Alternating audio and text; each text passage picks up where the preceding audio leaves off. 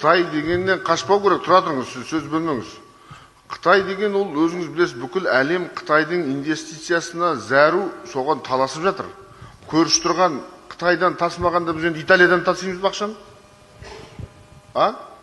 Сол себепті бұны Қытайлар келіп жатса, ол ойнап жүрген жоқ қой, келіп осында біздің жолын салайын деп жатыр ғой.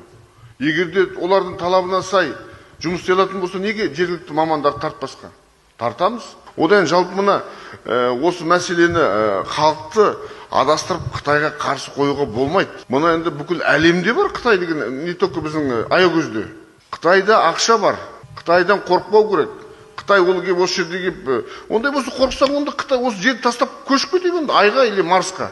Сол себепті Қытаймен олардың келіп жатыр, олар көмектесеміз деп жатыр. Ал қаншама жыл саламыз едік өзіміздің осы темір жолды. Ешкім салмай қойды ғой. Айланып келіп Қытайға салдырайын деп жатырмыз ал. Қайта сол Қытайларға көмектесіңіздер сіздер. Оны ұрып соғып кеше өткенде TikTokта жүрген ана келіп ана ертең қамалдан екеуі. Білесіздер.